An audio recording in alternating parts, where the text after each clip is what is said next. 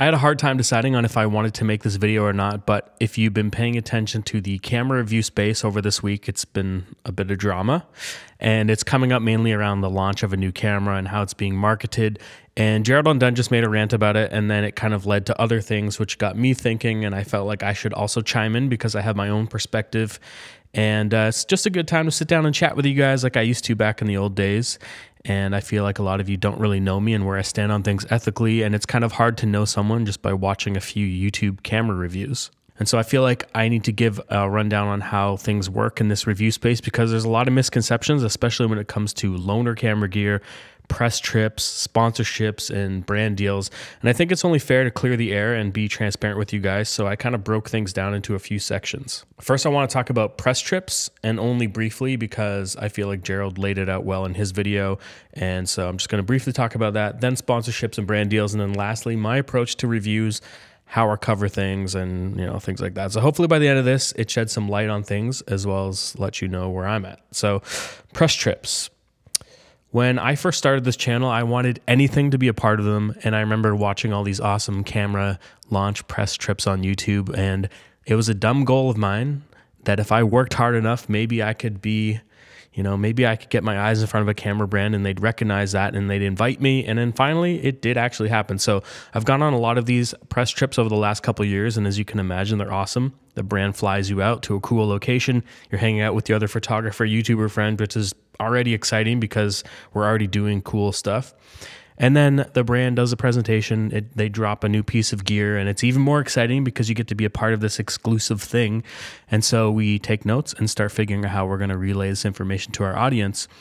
And I'd say that the majority, and probably 99% of all content creator YouTuber friends, are authentically trying to put together a good review for the audience that best shows this piece of gear.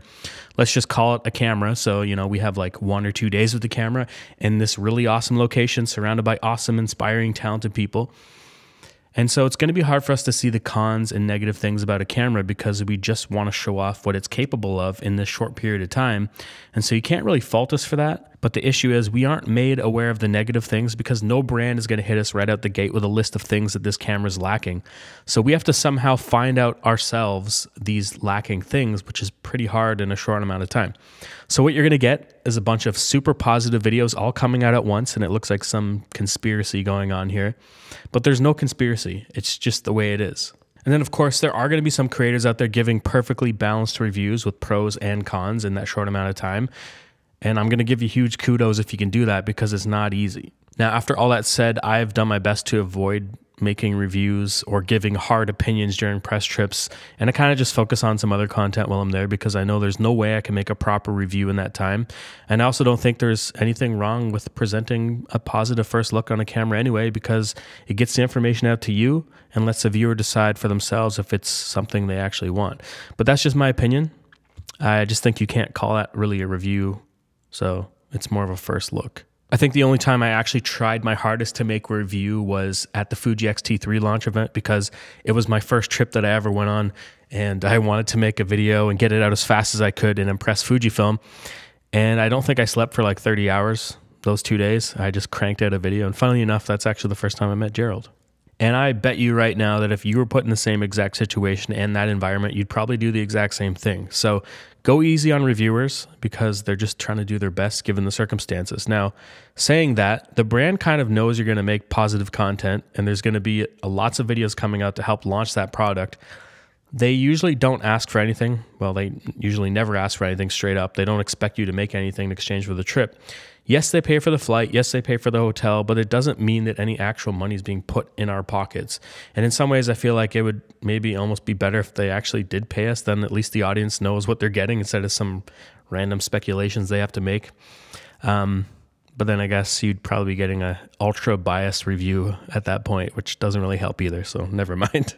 But I can see how this is a gray area when it comes to what people would call a sponsorship versus a press trip. And I'm not quite sure how it works since there's really no money being exchanged. Like I know pharmaceutical companies do this with doctors. Car companies do this with journalists. Heck, record labels have been doing this for years with radio stations. So it's been going on forever, and it just kind of is the way things work. Now, something that's also awesome about this that the viewer might not know, and the benefit that comes from these trips, is that I have direct contact with the brand. So in like Sony's case, I can actually sit down with the marketing or engineering department from Japan and then let them know things that we're looking for or changes we'd like to see in the camera or different firmware added. They really do listen, and they're good with criticism. Sony's really good with criticism. Not all brands are like that. And recently I had the exact same experience with Fujifilm when I was in Japan, so that's super cool. And so what's also awesome is that some of these features and updates have come to these cameras over the last couple of years because of these trips and the inputs and thoughts that we've had. Anyway, that's all I really want to say about press trips. Watch Gerald's video because he covers more. Next, I kind of want to move on to sponsorships and brand deals and disclosing them. I've been seeing a lot of misinformation around this. By law, no matter what, we have to disclose this at the start of our video in the first 30 seconds that it is sponsored. It also needs to be in the description, and I usually say it verbally somewhere as well. So I've been seeing people call me a shill. Apple paid you to say this. Samsung told you to say this. But that's not true. I mean, I kind of wish they would pay me, but they never have. If something is sponsored, I will always put it in this video without question. Now, there's a brand out there right now currently under fire for telling reviewers to leave it out and say that it's not sponsored because it's going to be more authentic. I'm sure there's a lot of this going on, especially on TikTok, where it's not really governed as heavily as on YouTube. But it's actually illegal to do that by the FCC, so I'm not sure how some of these reviewers are getting around that and taking that risk. I personally wouldn't want to mess with that. It's also lying to the audience, and that's kind of sketchy. So just so you know, I will always disclose it, even if the brand tells me not to put it, because it's my channel that's going to get the strike or I'm going to get fined. So I don't really want to deceive you guys anyway. Also, speaking of deception, I've seen some comments over the years questioning my integrity and saying things that aren't true. And just so you know, I'm never going to waste my time to fake something or lie to you about something, because what's the point? My goal is literally just to show you this piece of gear, what it can do, what it's capable of in my hands, giving you my honest opinion from 18 years experience as a photographer and professionally for 13 of those 18 years. And I guess you could probably call me a professional camera reviewer now as well, because I've been doing that for 8 years, but I digress. Integrity is all I have, and if I don't have that, then I'm just a robot spitting out nonsense. And so I need you guys to trust me, otherwise all of this is for nothing. And I hope that over the years I've been able to build up that trust, and that would be a big reason for you guys to watch my content and support me. So with all that said, of course, I'm going to be doing brand deals and sponsorships. It's how I pay my rent. It's how I feed my cat. YouTube AdSense on views in this niche does not pay Mr. Beast level amounts of money. And this job is 24/7 with very little time off. I work like 80 to 90 hours a week. If you count responding to DMs and comments and emails, planning shoots, negotiations, shooting, editing, making short form content for social media. I'm not complaining. This is an awesome job, and I'm super grateful for the position I'm in. But with that said, I also do client work on top of this. So I don't want to lose touch with that world. I feel like there's a lot of channels out there that quit doing client work and now only do YouTube. And my fear is that if I did that, I would get trapped in a bubble and kind of forget what it's like to work in the industry. I'm making videos for those people. I'm making videos for the people that are out there still shooting. So I don't want to forget that. With that said, YouTube is my main revenue source now, which is pretty cool. This is the first time this year where it's kind of surpassed the client work. And it's pretty cool because I can actually be more picky on the client jobs I take in. So I'm really only doing gigs that are a little bit more creatively fulfilling. Otherwise, I don't really feel like it's worth my time. And hopefully this will also allow me to start some other personal projects as well on the side. But I don't know where I'm going with this. But let's move on to how I handle reviews. So as of late, you probably have noticed I've really only been doing like first looks or photo shoots. No real like hardcore opinion on that piece of gear. I kind of just show the product off and show how I use it and state some specs, and that's kind of it.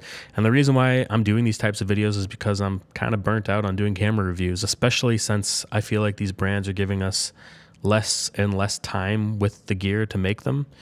And maybe we get like a week or less, and how am I supposed to objectively make a proper review in that time? So I know that some of you would probably prefer a long-term review, and sometimes I'd love to make them too, but it's really hard unless it's something I personally bought and that I've been using for more than 6 months. So my goal with these first looks, these product showcases, is to get you enough information give you guys some really good image samples, and so you can make your own decision on if it's right for you. I'm never going to be here to push anyone to buy anything. Of course, I'll always have an affiliate link, which costs you nothing, gives me a little tiny bit of a commission, but ultimately it's up to you to make the decision. I'm just here to give you the facts. Now, moving forward, I might start to do more creative pieces. I might get a camera in and not even mention one spec.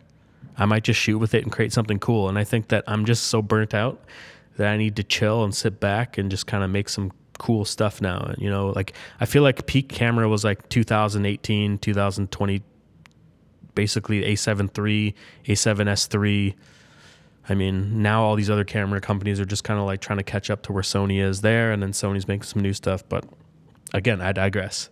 Reviewing gear sounds pretty fun, but like anything, it gets old, just becomes like a regular old job, and I don't want it to be like that. I want it to be fun and creative, which is why I kind of started doing this and getting into it in the first place. And lots of times I'll spend $500 to $1,000 of my own money to make these videos, these shoots.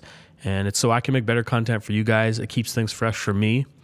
There's no guarantee I'm going to ever get that money back, but I look at it as kind of like the cost of making better content. And so that's why we try and get sponsors to help cover those costs if possible. Oh, and one last thing before I wrap. This video is getting so long.